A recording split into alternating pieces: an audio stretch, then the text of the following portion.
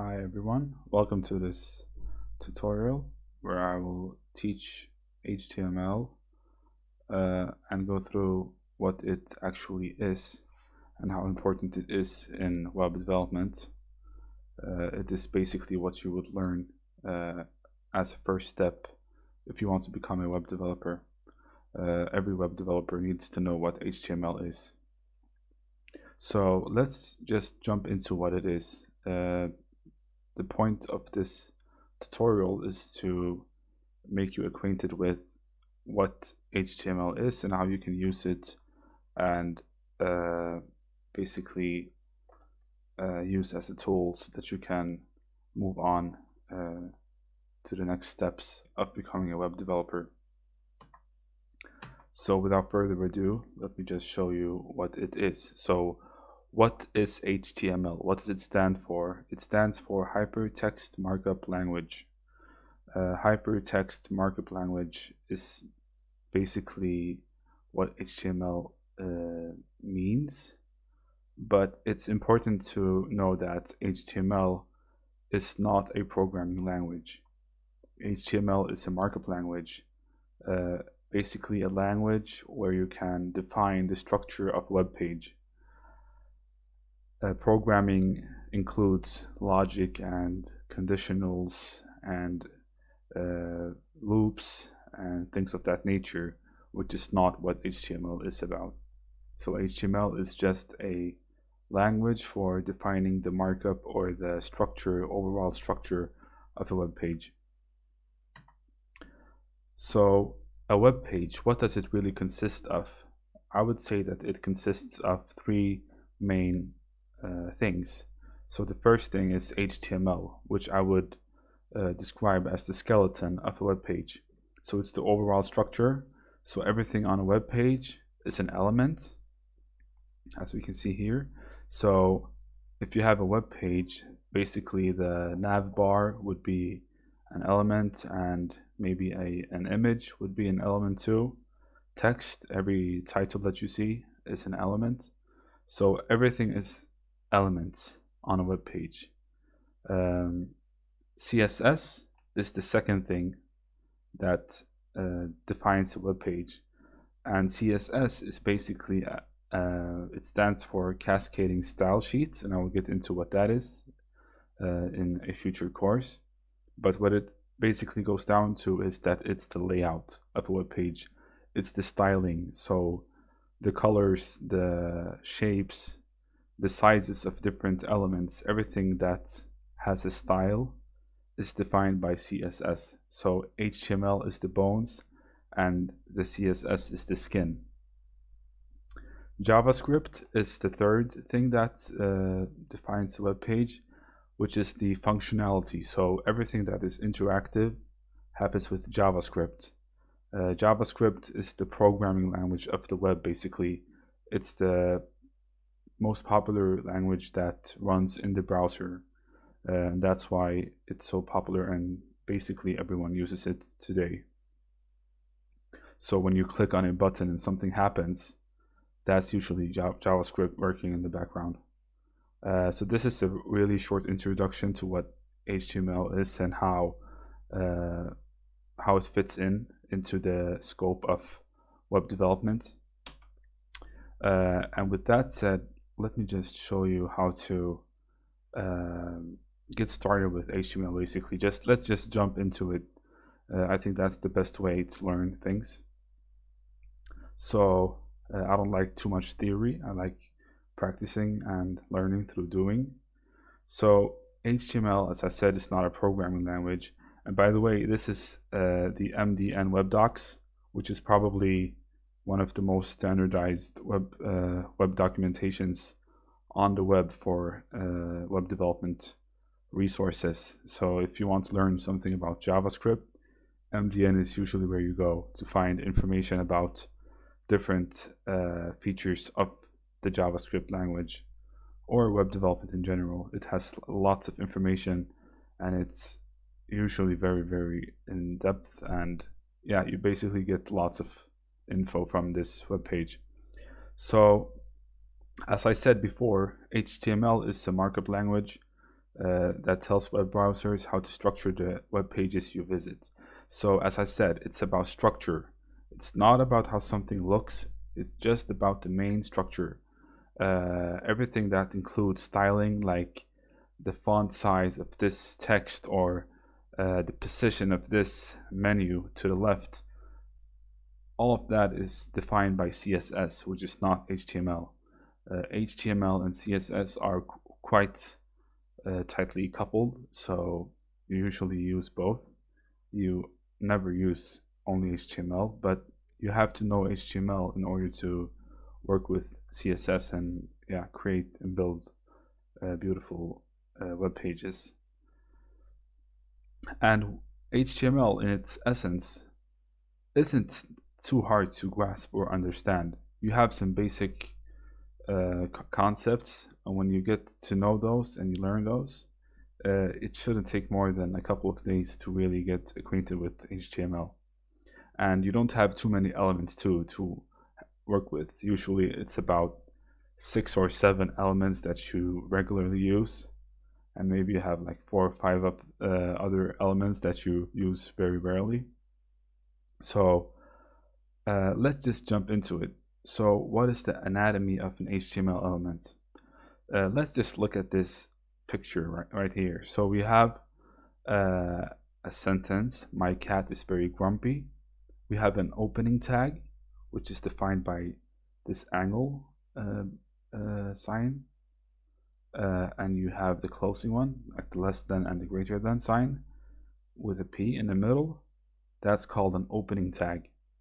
And the closing tag is the same, but it has a slash after the first sign. So that's how you close the tag. So the opening tag looks like this, and the closing tag looks like this. And the P stands for paragraph. So this is a paragraph element. And I want to show you how this is coded, or how this would look in a real web page that we will create. So let's just open our editor, which we will use. In my case, it's Visual Studio Code, which you can download for free. You just Google it up, Visual Studio Code, like this, and yeah, you will get it. It's just, you can just download it. It shouldn't take more than a couple of minutes. So here I have a folder. I created a folder called HTML1, and what I want to do now is to create a new file like this. I just clicked on this icon, and I'll write index.html, and we already see that we get this icon, which indicates that it's an HTML file. So I'll press enter, and now here we have it. So this is the actual file that we want to use.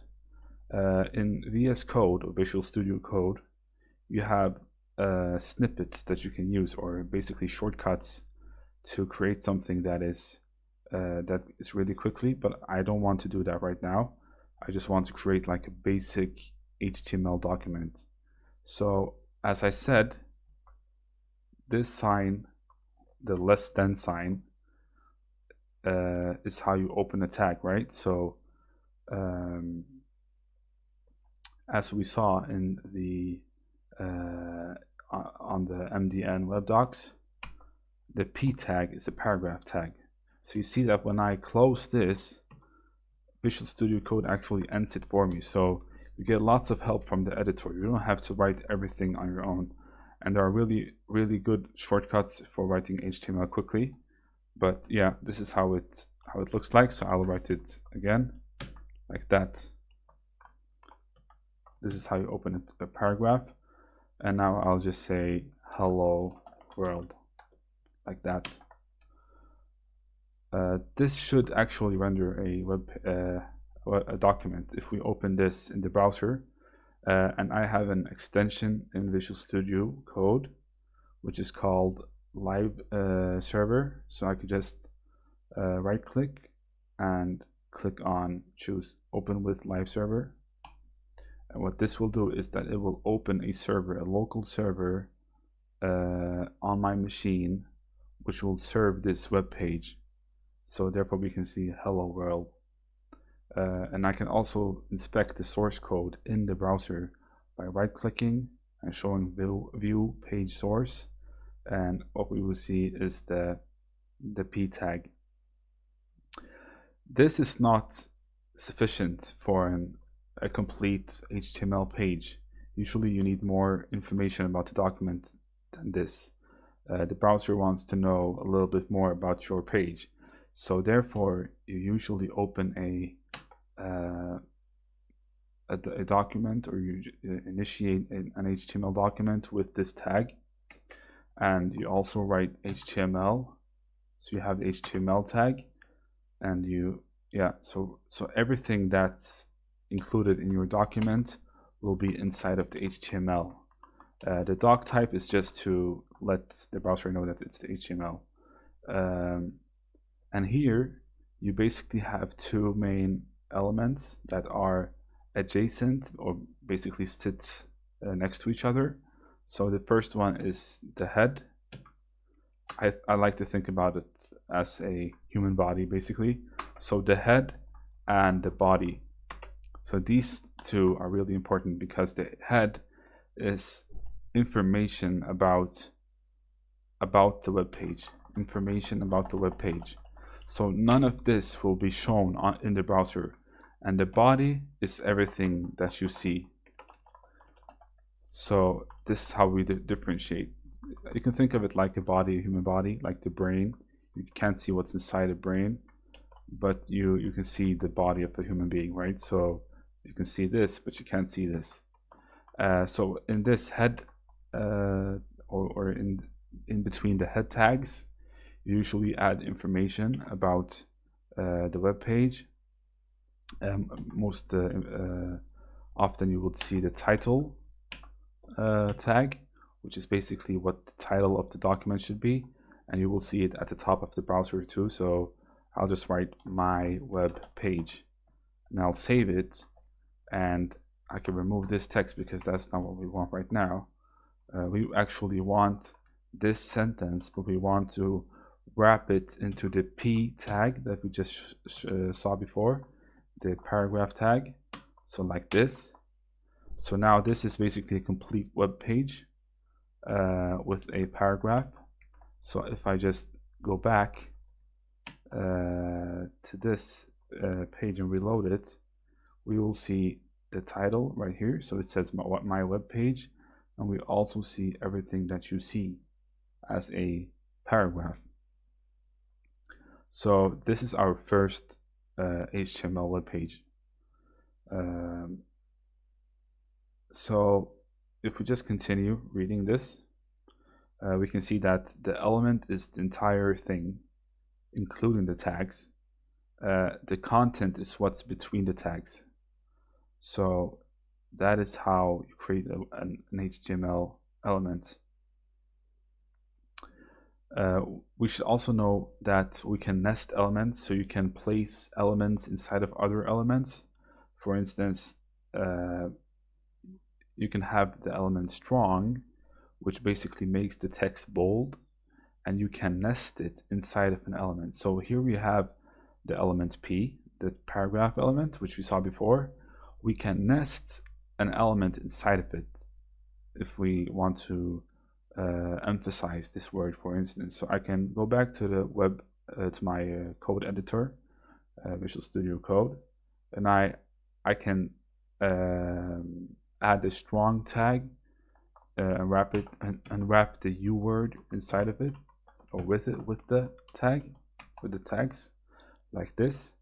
So now you see that I have nested this element inside of the P element. And if I save it and I go to the browser and I look at this page right now, you see that it's bold. I can actually zoom it in a little bit so you can see it clearly. So it's bold.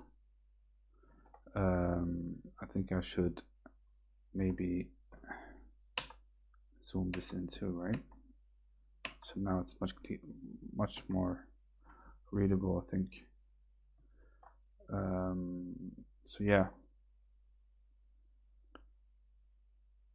if we continue to an important categorization of HTML elements, we have to know that, because this will become quite important for us when we start learning about CSS. But right now I can just say that HTML elements can be what you call block level, and it can also be an inline element. What that means is that when you create a block level element, and we will go into what those are, but I can just say right now that the P element, for instance, the one that we saw here, the P element is a block level element, which means that it occupies the entire this entire row of the web page is basically occupied by this element. And I can prove this by inspecting this element. So I can right click on this paragraph and I can click on this icon and I can inspect. As you see here, I can inspect this P element and you see that it occupies the entire browser, which means that it's a block level element. The other category, which we saw before, is the inline element, which basically means that they are contained within block level elements and they only surround small parts of the document's content. So they don't surround an entire, like the entire row, but rather they only contain, or they live inside of a block level element. And an example of an inline element is the strong element that we saw here. So we saw this nested one. This is an inline element, which means that it can live inside of a line, so to say. And I can prove this by inspecting the U word, and you will see that it only occupies the content of this word, right? So it's not as big as the P element. If we continue and go to what we call images in HTML, we have the img element, which is really which is often used. So I can just grab this entire line of code, and I'll go into what it is quite soon. I think I want to show something before. No, you know what? Let me just paste it underneath the P element like this. I'll go into what it is quite soon. I just want to refresh the page, and now we see the Firefox icon basically. So this is the img tag, which is basically an image. And here you see something really, I'll just collapse this so we don't see it because it's an array. Here we see an attribute. So this is the image URL, as we see in the description of the code editor. It actually explains what SRC is. So it stands for source, and it's mandatory for the image element, and it defines the URL to the image. It can also be a local image on your machine, and I will get to that later on. But for now, what we need to know is that this is the source of the image. So it can be a URL, or it can be a path, a local path to your machine, in your local machine, or it can be a path to an image that lives on the server or something. But what's important to know is that this is the URL of the image, and this is how you write or add an attribute. You just write the name of the attribute and the equal sign and the quotes, and that's how you add it basically. So it's quite straightforward, I think, and that's how you create an image. If we go back to the documentation, we just see that what I just talked about, which is the attributes. So an element can have an attribute. And attributes look like this. So here we have P, like we saw before, the paragraph tag, and it has the attribute of class. And this attribute is very, very commonly used because it's the way you connect CSS to HTML, which I will get into later on. But for now, you have to know that this is how you add a class to an element, and a class is basically a CSS selector. So it's a way to select an element from CSS. We'll get into that later on. So it's basically a way to identify an element and target it with style. So if we just go down and we look at other types of attributes, the attribute thing that I talked about is quite advanced. You can dive into it quite deeply, but for now, what we're concerned of is that we can specify lots of things with attributes, and you don't have to memorize them, you don't have to know them by heart. When you work with it a lot, you'll probably remember them, so you don't have to look it up every time. But I will get into the different types of attributes, but we want to finish off with the HTML elements for first.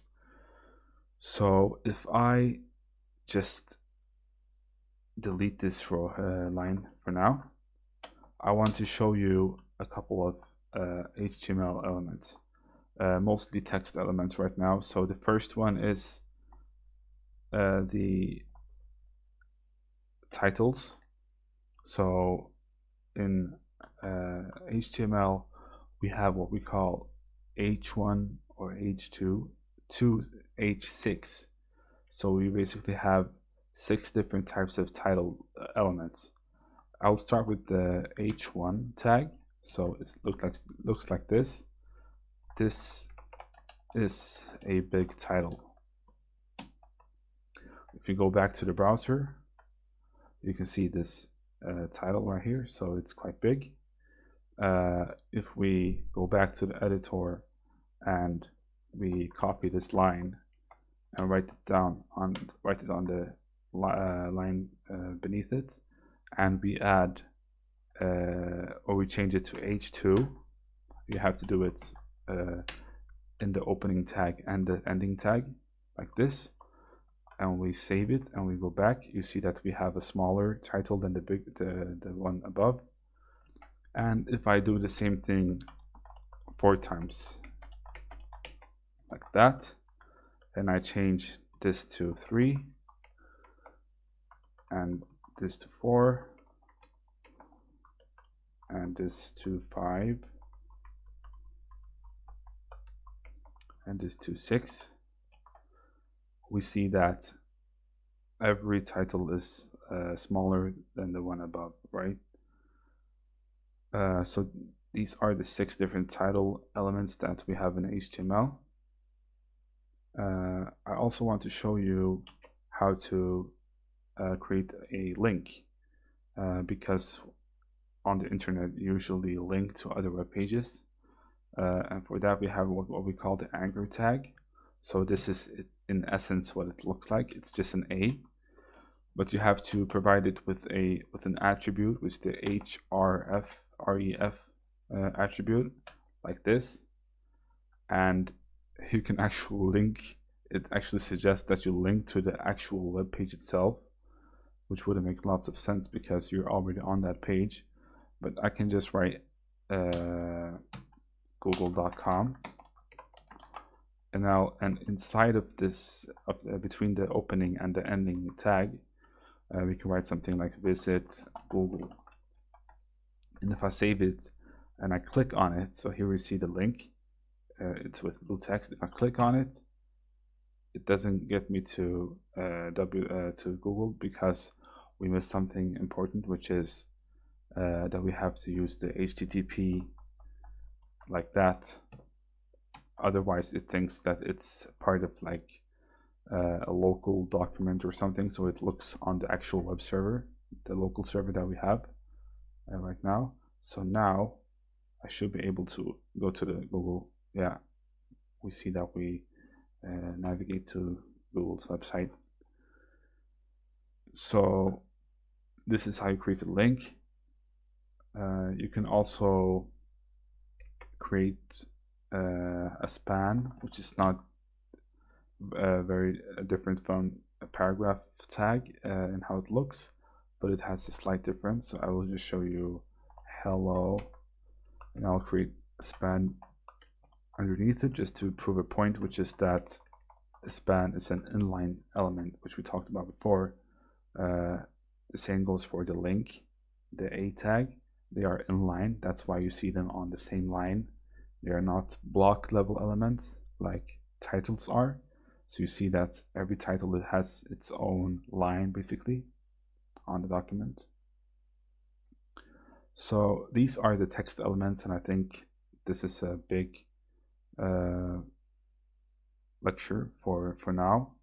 In the next lecture, I will go through how to create input elements and stuff of that nature, which are quite important when creating web pages. That's all for now. See you in the next video. Hi everyone, welcome back to the second lecture of this HTML tutorial. We went through the basics of HTML in the last video, and in this video I want to show how we can improve our web page, which looks like this at the moment. It's not too pretty, but yeah, we will improve it as we go on. So I think that for beginners, w3schools.com is probably the place to go when you want to learn the basics of web development, because they teach everything in a quite simple manner with brief examples of everything that they explain. So this, what we see right here, is something that we have seen before, which I taught you in the last video. So this is the bare skeleton of a web page. We can actually write all this quite simply by, let me just erase everything because I don't think we need this at the moment. So I'll just erase it like that. And I want to show you a shortcut to create this bare skeleton of an HTML page, even though in the beginning, as a beginner, it's good to write it out by yourself, just to get acquainted with the structure of an HTML page. But as you work with it, you would probably want a shortcut to not have to write all that code just to get something simple. So in Visual Studio Code, you have a shortcut which is the this sign basically. So if I just type it and I press tab, we get the actual skeleton, and I can tab through it to get to the title, and I'll write my beautiful web page like that, and I'll save it, and I'll go back to the browser, and now we'll see just an empty page with nothing in it. So we learned this before: the H1 tag, which is the title, and the P tag, which is the paragraph. I can just copy these two lines just to have something to show on the page, but we want to go through the other quite frequently used elements. So the doc type declaration, which I showed you in this in the example before in the editor, is a declaration that represents the document type, and the type is HTML, so it's nothing to worry about too much. The headings, which we saw before, we have different types of them, from H1 to H6, which we saw before in the last video.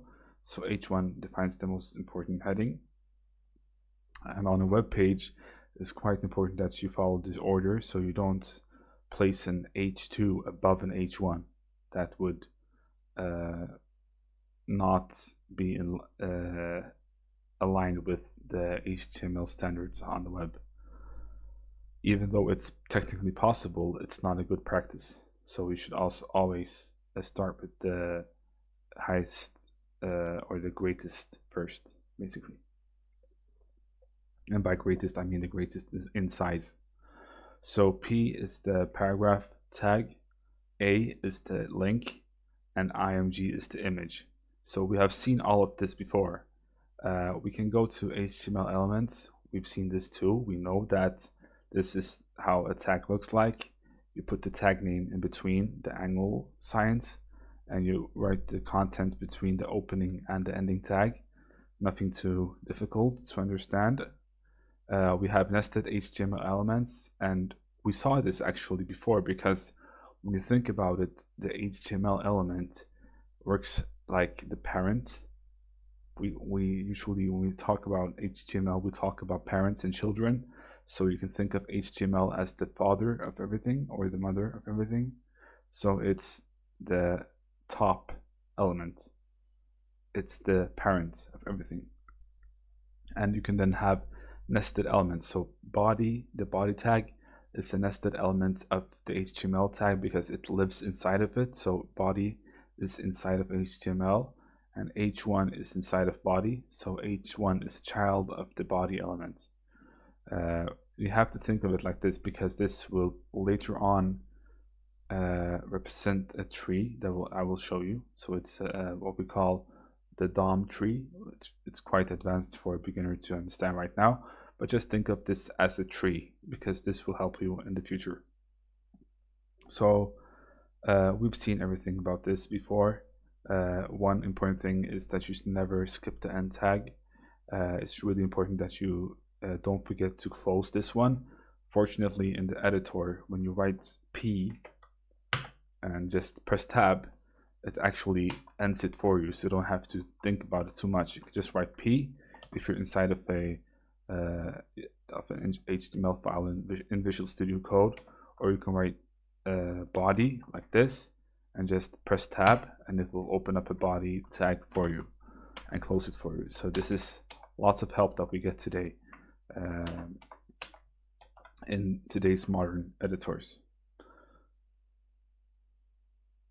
If we look at this tag, which is quite, it's not used too much, but it exists. It's basically a line break. So BR means break, basically a line break. So if I just write it inside of this P tag, like that, like this, BR, and I just save the file. Always remember to save the file. And when we go back to the page, we see that now it's onto different, basically onto different lines. So let's go back to the W3 schools. One important thing is that HTML is not case sensitive, so you can write P with the lowercase p or an uppercase P. Both will be valid and render correct HTML, even though the standards and the best practices is to use lowercase in HTML. So you shouldn't write it with big like uppercase. You should not write it like this. This is not good standard. So use lowercase always. But you should know that if you would write it with uppercase, then it would be okay. It will still render the element.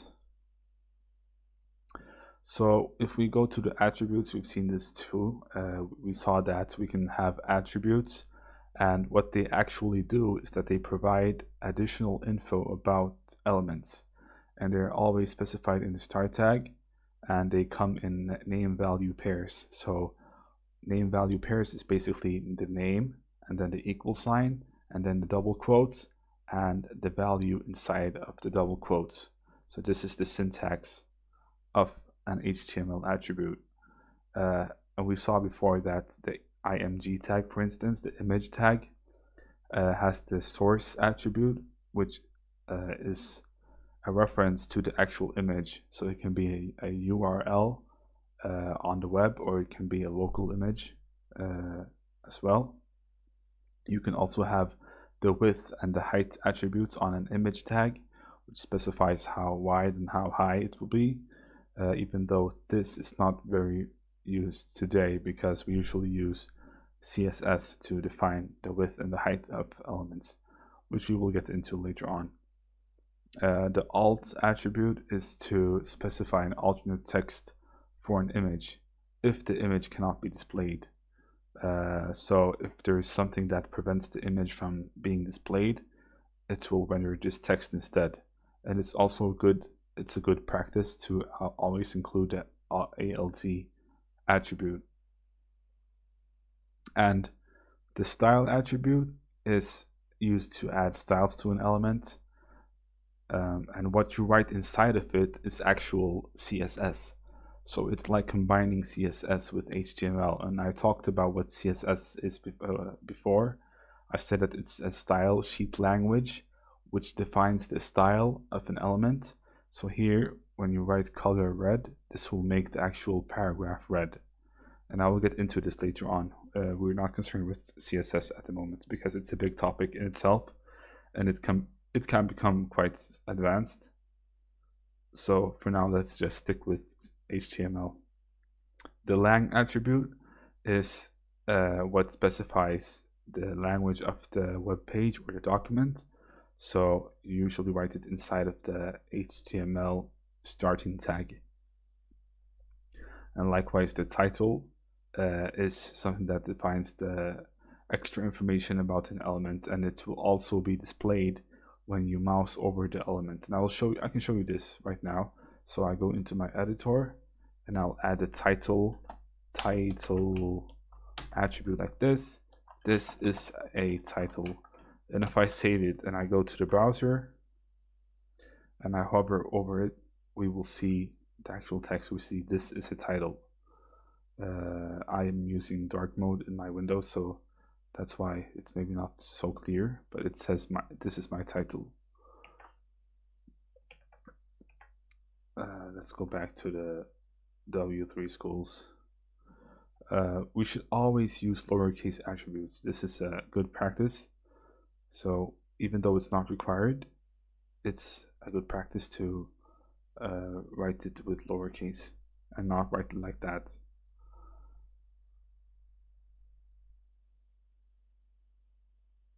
And then the question which arrives is, should you use single or double quotes? Double quotes is the common standard in HTML, even though it's valid to write it with single quotes.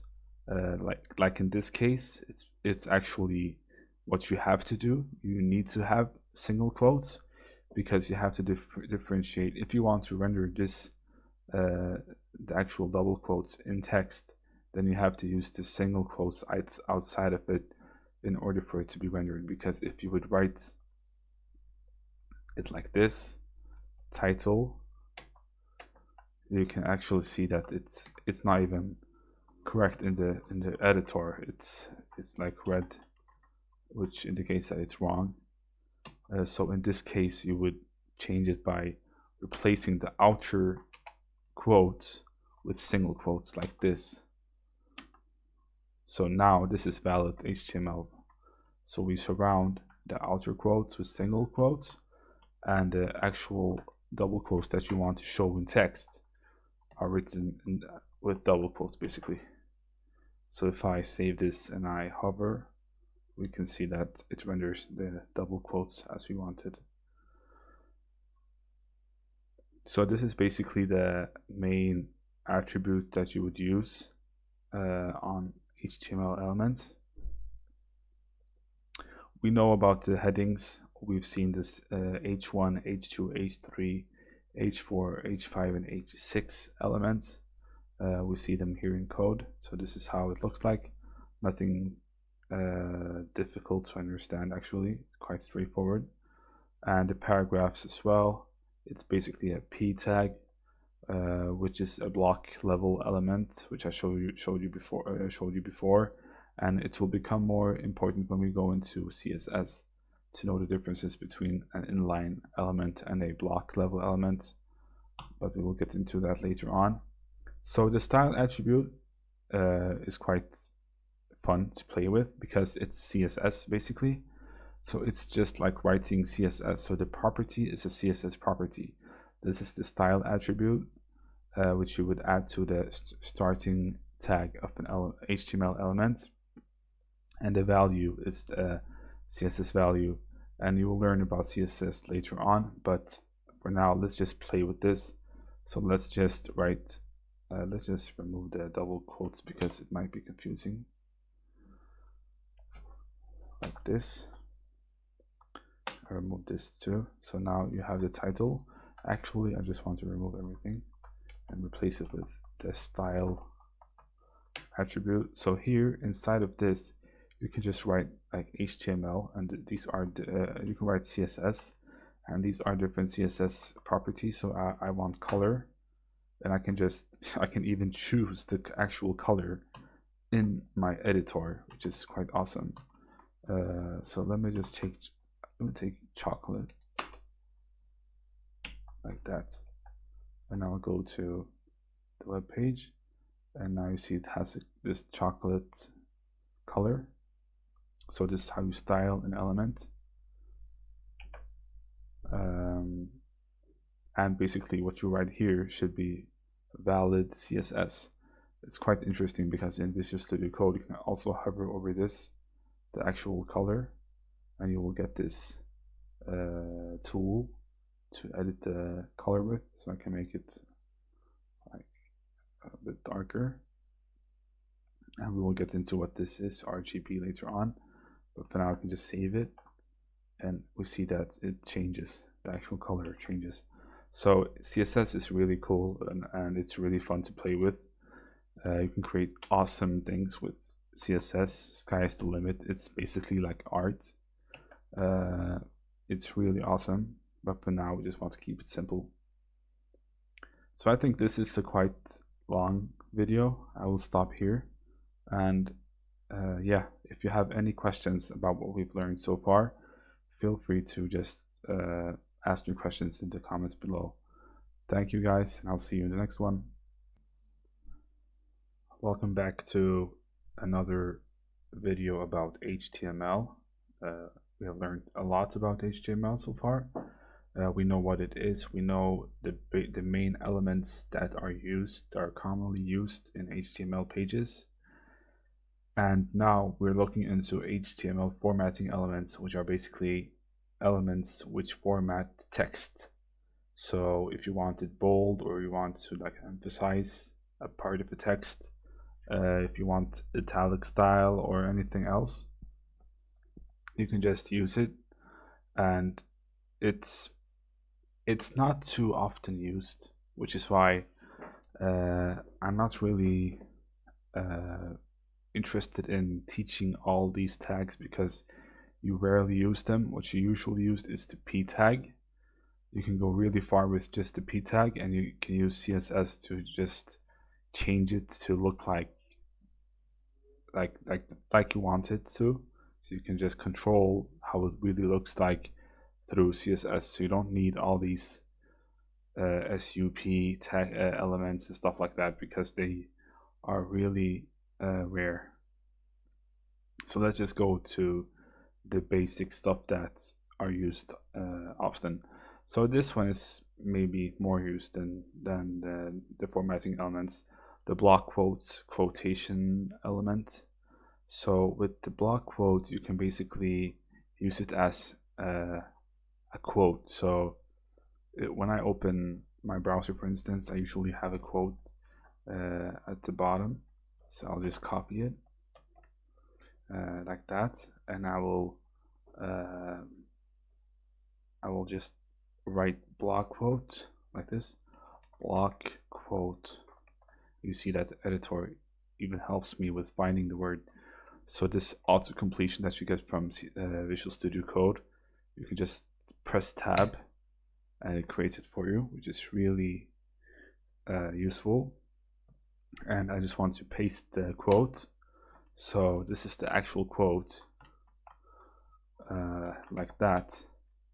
And you also want to cite the author, right? So you want to write the author of this quote. So if I just write cite, it's also an HTML element, and this is the person who said this quote. So I can just save it and go to the browser and look at it, and this is how it looks like. So you get some styling out of the box with this elements. But as I said before, everything in general is uh, is possible to style. You can style every element with CSS. So we shouldn't get too hooked up about how this looks like right now, because we can change it later on to make it look exactly like we want. So we have other quotation elements which are not really often used. So yeah, we can just, yeah, this one we use right now. So we can just skip this for now. It's not really important. We can go to the comments. This one is quite important because this is a concept that is not only available in HTML, but also later on when you learn real programming. You will usually use comments for lots of reasons. But one of the main reasons to write a comment is to explain something. So maybe here I want to explain that these two lines are quotes. I want to write this in a comment. So the comment is something that isn't rendered on the page. It's basically ignored by the browser, but it's just for us human beings to be able to know what the code is about. And when you think about an HTML page, it can really grow and it can be really long. It can be thousands of lines long, and sometimes maybe you want to comment parts of the HTML document to explain what it's about or something. So to write a comment in HTML, you just write the angle sign, less than sign, exclamation mark, two dashes like that, and it actually Visual Studio Code completes it for you. So this is how you end it. So this is the opening comment tag, and this is the ending comment tag, and here you can write on multiple lines too. So hello, this is a quote. So this is a comment in HTML, and as I said, we have comments in every programming language, and they are quite useful, especially when you want to explain your intention with some code that you write, and you want to explain to someone else that will read your code what you really meant with it. Or if you just want to let's just say that we don't want this to be shown right now, just temporarily. We want to hide this for some reason. A quite easy way to hide it is just by writing it as a comment. So like that. And there's also shortcuts in Visual Studio for how to comment something. So I can just show you here by, it should be, yeah, this one. So this is the actual comment. So you see when I click on it, it uncomments it. And then when I click on it again, it comments it out. So this is useful, and you can use the shortcut. This shortcut if you want to use it. I usually use the shortcut. I don't write it down. It's quite efficient. So that's what I had to say about the comments. And yeah, as is mentioned here, comments are great for debugging HTML because you can comment out HTML lines one at a time to search for errors. So it's really useful to use comments, and I think that the more you write code, you will appreciate comments. Even though one thing about comments is that you shouldn't overuse it, because usually your code should be so clean that you shouldn't have to be able to explain your code. Your code should be self-explanatory. It shouldn't be something that you have to explain in a comment. It should be clear, basically. So HTML colors. This is basically a CSS, so it's not really important for us right now, I think. They're just showing you the style attribute and what you can do with it, and they want to show you that you can set the color of multiple things. So you can set the color of text like this. So now the text is tomato or Dodger blue and so on. The same goes for the border of an element. So here you see the border, you can color it like this, and you have to specify 3 things. And this is all CSS, so it's not really important for you to know this type of syntax and what it does. We will get into it when we learn more about CSS. But for now, just know that you can use background colors like this. Here you see the background color is Dodger blue, so that's why the background is blue, and so on. If we go to HTML, CSS, this is the part where we get into actual CSS. But as I said before, I don't think we're there quite yet, because we have some HTML elements that we have to look at quickly or briefly. So we have the tables element, which is quite this is one of the things in HTML that I still have to look up sometimes, because I always forget how a table is structured. It also shows that you don't have to know it by heart. It's silly to learn it by heart, because you can Google it up in a couple of seconds. But yeah, so a table, a simple HTML table, of course, tables are usually used to arrange data or display it in a certain way. So a table basically has an opening and an ending tag, and then you have usually you have at least two rows. So the first row would be the upper row, which is the headings of each column, right? So this is a column, this is a column, and this is a column, and you have descriptions for every column, right? So therefore you have the TR, which is a table row. So this is the first row, which corresponds to this first row, right?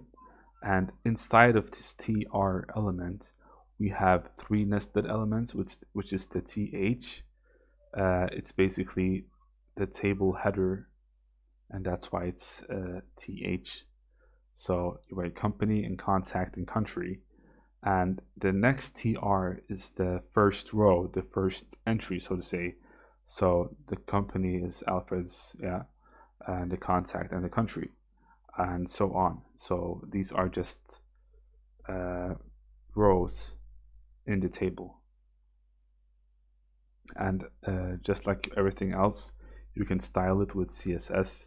And this is CSS, which we, as I said, we will go into later on, because this is an HTML course and not a CSS course. I don't really like mixing the two together, because there are two separate languages, and usually you write them separately. So even though they have a tight connection, they should be separated when you learn them. And this is some of the properties, CSS properties, that you can use to make your table look good. I just want to take the table that we saw here and just paste it into our editor, just to see what it looks like. So I think I want to paste it underneath like this.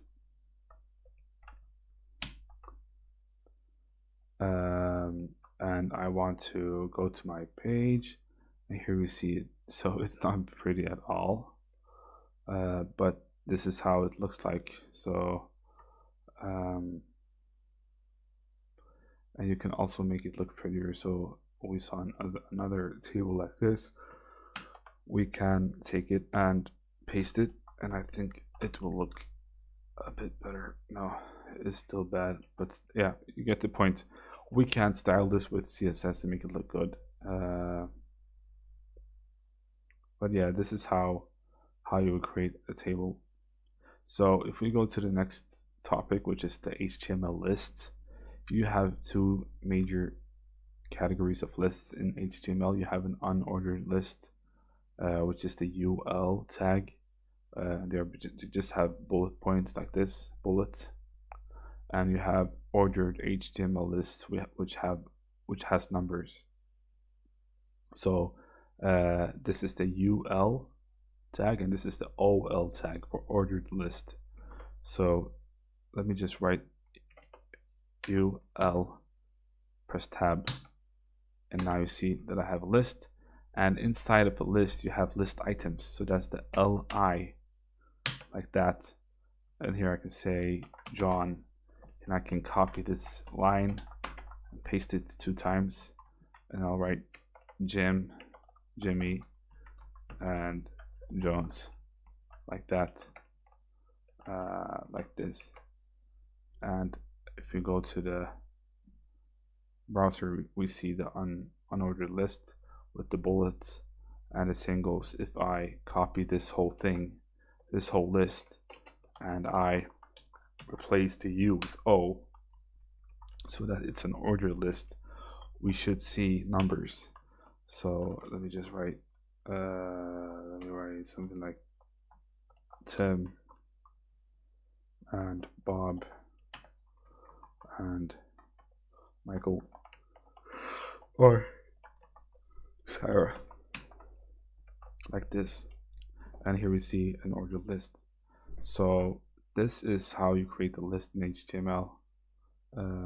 It's quite straightforward, and the description list is almost never used, so never mind. If you want to read about it, go for it. I've never used this, and I haven't had any use case for it, literally.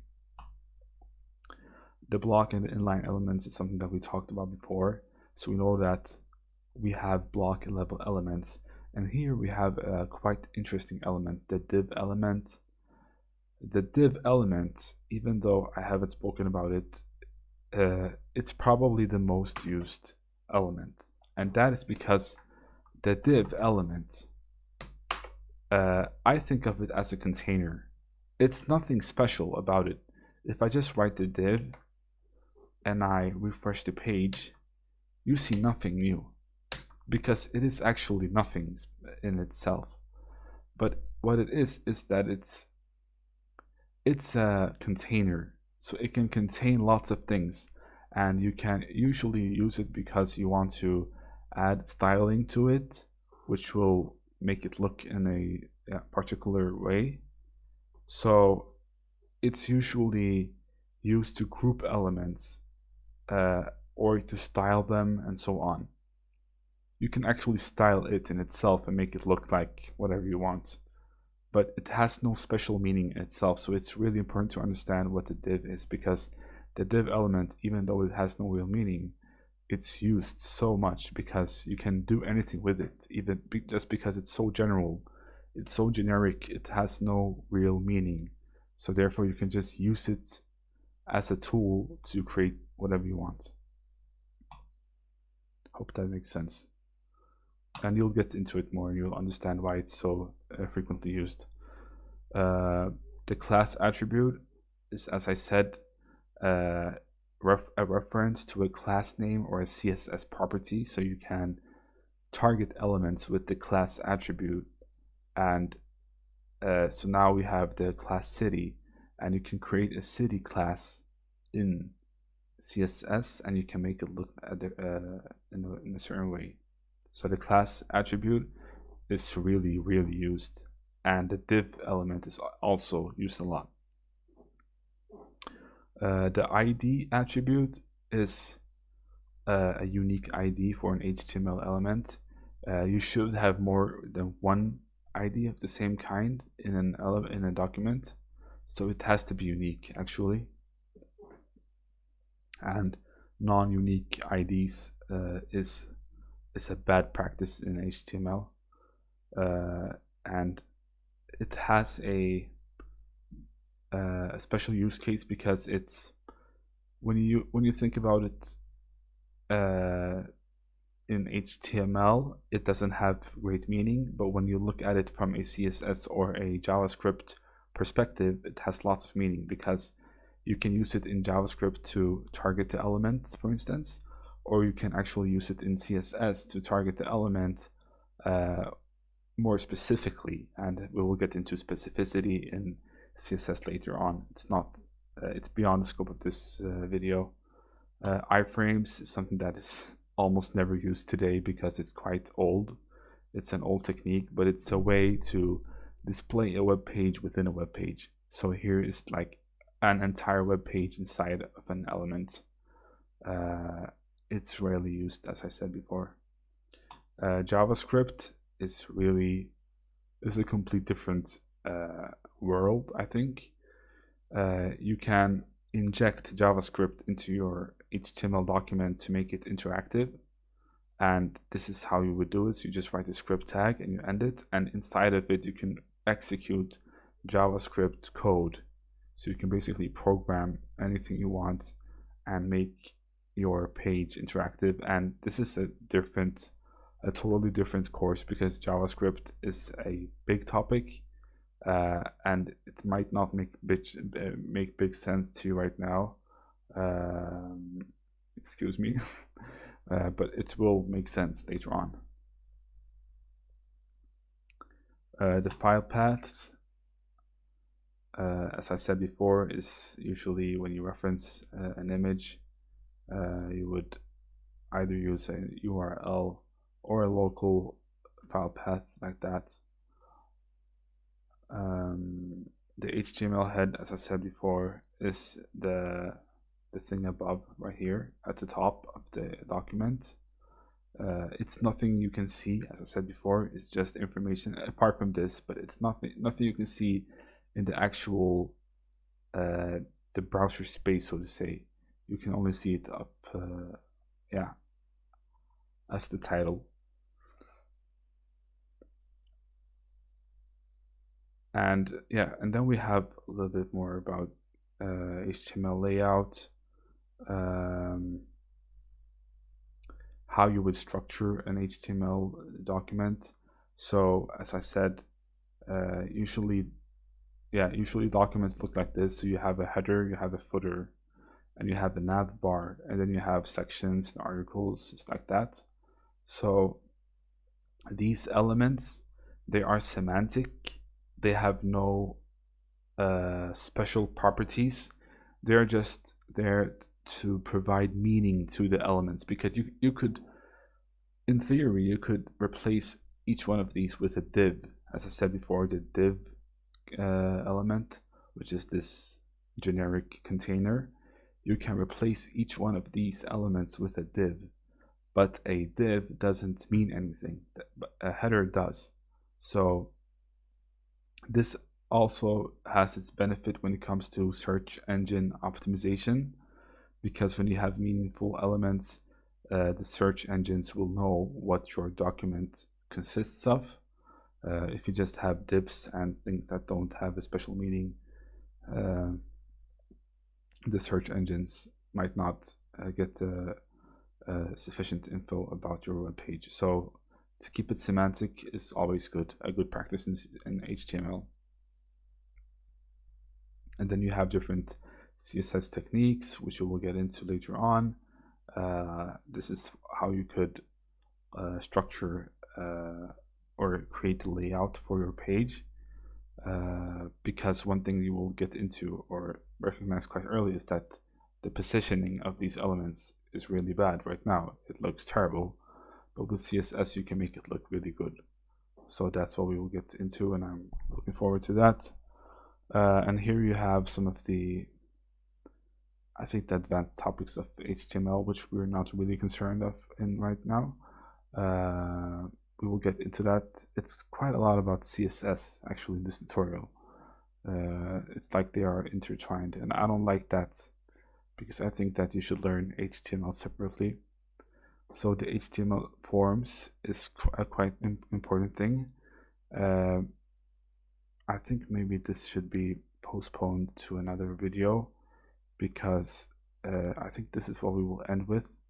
I think it's what's left out of all the important HTML elements that you use regularly. The forms are really important, because when you think about it, when you enter Facebook or any kind of application on the web, you usually have to write or create forms, right? You have to fill in fields. Like when I go to Google, I have an input field right here, so I needed to look for something, right? So forms are really important on the web. This is all I had to share right now. I hope you guys like this video. I really try to explain things briefly and teach the basics so that we can move on to more advanced topics later on. This is all for now. Thank you guys, and I'll see you in the next video. Hi everyone, this is the last part of this HTML tutorial where I'm going through a quite important element, which is forms. So forms, what is a form? A form is an element in HTML which is used to collect user input, and the user input is most often sent to a server for processing. So if you think about all types of applications that you find on the web, like Facebook or anything, or basically a good example is just google.com. What you see in front of you is an input, right? And basically that's how you interact with servers on the web. So forms and input fields are arguably the most important elements when it comes to communication with a backend server or a database or anything that persists data for you as a user on any type of web application. So forms are incredibly important. So we're just going through what or how we can actually use them. So if I just open up my editor right now,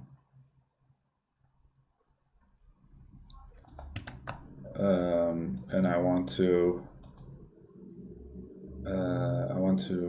open a folder. I think I should find it here.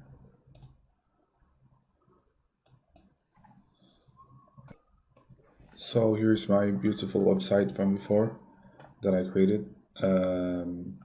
We've gone through some of these. We've gone through everything on this HTML document. So we have just to do a recap, we have the head, which is a tag in which you put information about the website. So we usually have meta tags, which are tags that define information which the browser needs about this, for instance, is about encoding and stuff like that. You have the title as well. None of this is rendered on the actual browser space, so to say. So none of this is actually what you write in the head tag.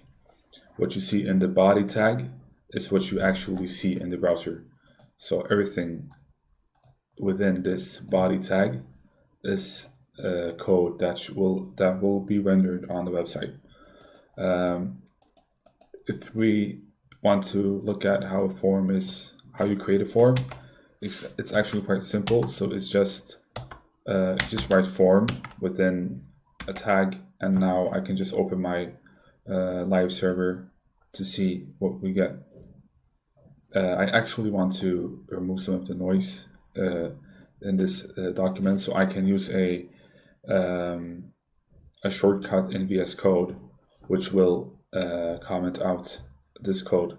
As I mentioned before, comments are used in code to either describe a snippet of code or basically ignore the code so that it's not rendered in the browser. And there's a shortcut for it in Visual Studio Code, which is this shortcut. So I'll use it to just comment everything out like that. You see everything is grayed out. And now we want to see this form. I want to show you something right now. So if we just go back here, we see nothing actually.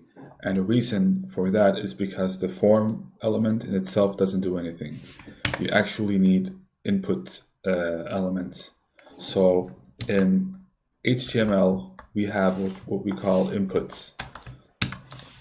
And yeah, they are self-closing. So in HTML, you have tags which have an opening and ending tag.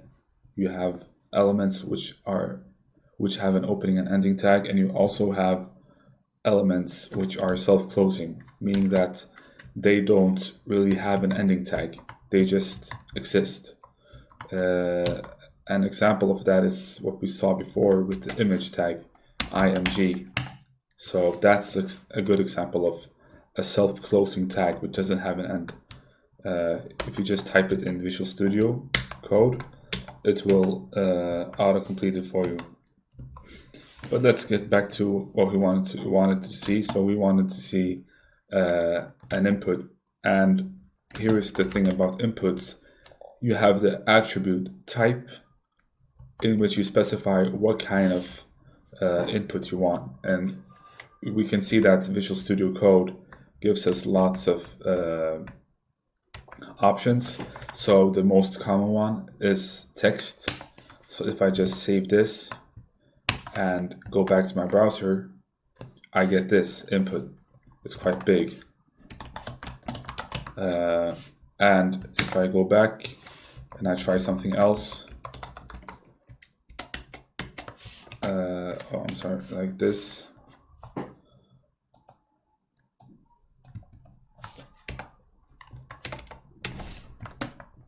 Yeah, so now we get the autocomplete. You have, for instance, another one which is quite common is the email.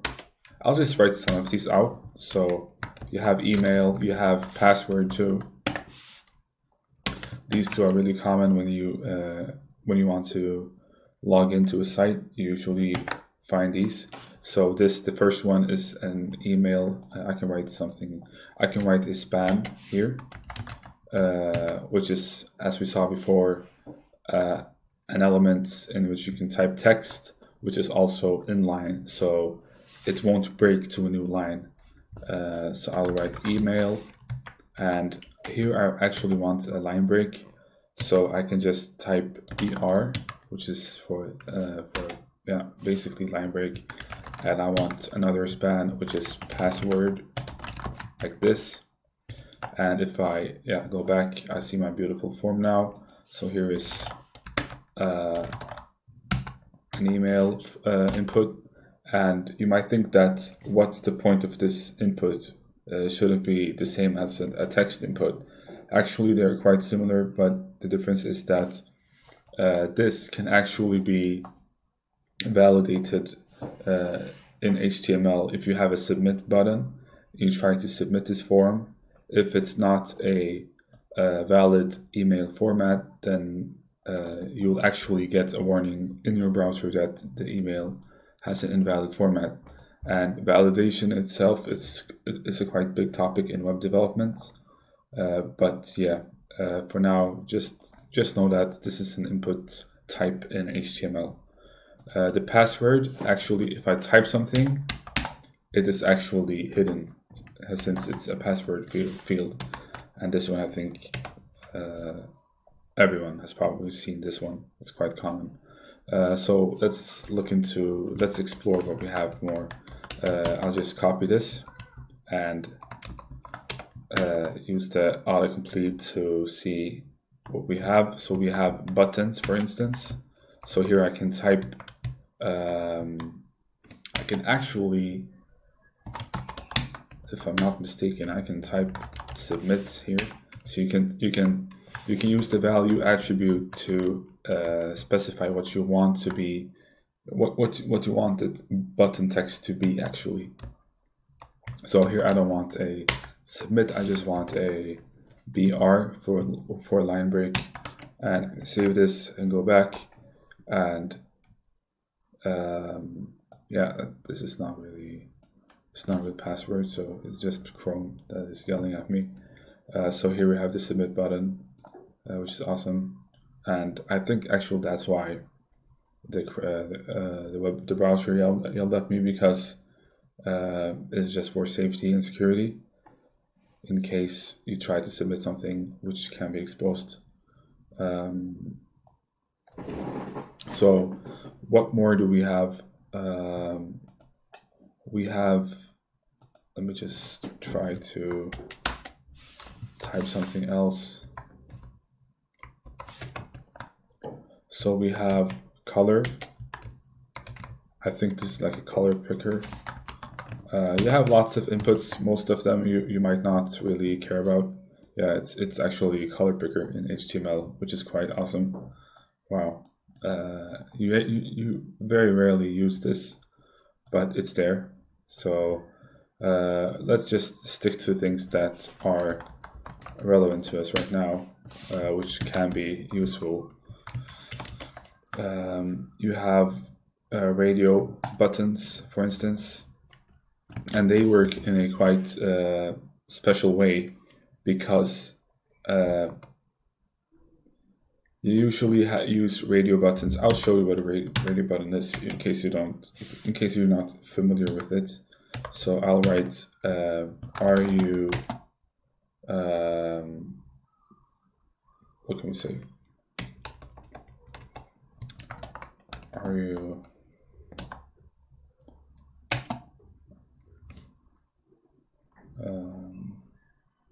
do you have a job? Do you have a job? In lack of better questions to ask. So here I can have a span where I say yes. And I can have another span in which I say no. And that will also be a radio input. So let me just remove some of this like that. So now you have this a question, do you have a job, yes or no? And the problem is that I can choose both, which should not be possible because radio buttons is basically for one option. If you want to answer a question which only has one answer, you would use a radio button. So let's just jump into this to find out how radio buttons work. I rarely use them myself, so I just one thing they're mentioning here is that usually what I use spans. They're not really what you use with inputs. You actually use the label input. So I'll just, actually this is also a shortcut in VS Code. If you want to highlight multiple words, you can just use Control and D and just press it as much as you want, and you will select all spans, and you can just replace it easily by writing label and then press escape to basically like that, and now you have replaced everything that you wanted. So let's look at the actual documentation at W3 schools about radio. So the radio works in the sense that it needs to have an ID and and a label. So you have the label, and you also have the input field, and here something has to match in order for it to be considered as basically one question. I like to think of radio buttons for a way to answer questions. So here, for example, you choose what gender you have. So you need to have a common word, a common value for them to be grouped. So here we have gender. So basically the name attribute is the common name value for all checkboxes. And you have the ID, which I'll get into later on. It's not really that important. What is more important is the value itself, because you will need it when you, for instance, want to submit the value actually to a server or something. So let me just change this. So we need a common word. So here the name attribute will be common, so I'll use job for them. So I'll use the word job, and if I now go back, I should be able to just select one of them, and it works because now we have a common word. And also I want to have a value for each checkbox, because that value, even though it's not something we care about right now, in a real scenario where you would post this to a server, you would need a value. So I'll write yes for this one, and I'll copy this value attribute, and I'll write no on this one. And I can also I can move this down. And in Visual Studio Code, if you want to move a line, you can easily do it with your arrow keys on your keyboard. So you just hold Alt, and you use the up arrow or the down arrow to move the lines. I'll move it down like this. Visual Studio Code is a really powerful editor. So now it's here at the bottom, basically. Let's just explore some of the other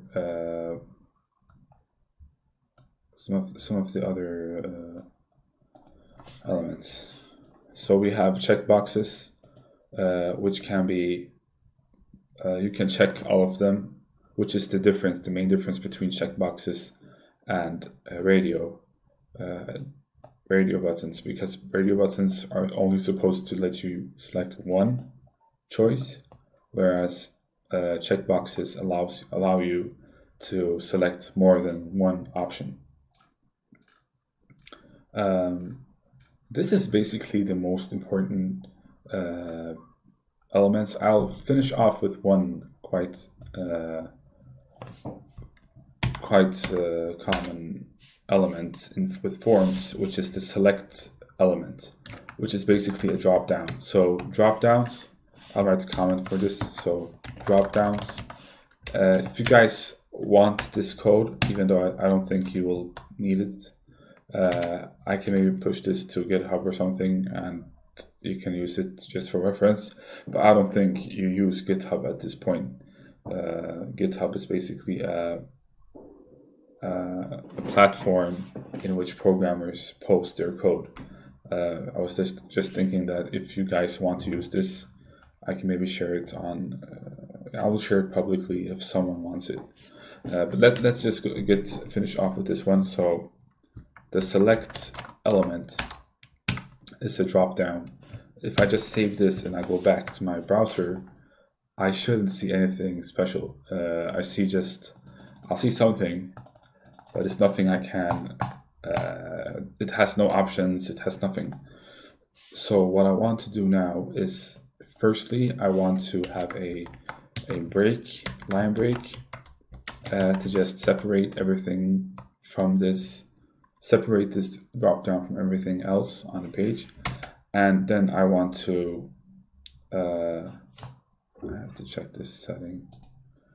Just give me a minute. So, yeah, what I wanted to check now is I want to add items to my dropdown, and we do this with the option element. So option like this, and you type something inside of it. So I want to have a label to describe what my dropdown is about. So I can have like hobby, or I can have profession, like what I do, and I can have like developer. By the way, if you want to duplicate the line in Visual Studio Code, you just hold Alt and Shift and the down arrow like this. And I want to write doctor and lawyer. So you have three options, and if I go back, I can see that the first one is selected, and I can also change this to lawyer or doctor. I can, what you would probably want is a value attribute, just like this one here. You would like to have a value because this is not important to us now, but as I said before, whenever you send data to a server, you need to send the value. So the value that we would send is this value right here. So I will write doctor, and for this one, I will write lawyer. So this doesn't make a difference in the browser, but underneath it will matter a lot, because if you don't have a value, then you have nothing to send to the server. So this is basically how you create a form in HTML. It's really important, and in the upcoming tutorial where I will teach CSS, we will see how we can style these elements in a much nicer way. And this is quite boring, but it's still the basics of web development. You can't be a web developer if you don't know HTML. All websites all websites on the web use HTML. Every site has it, so you need to have some basic knowledge about HTML. And the reason why I didn't make this too deep, like a deep tutorial, is because most things are quite rare. You don't use them a lot. There are lots of new elements, especially with HTML5, which is the latest version.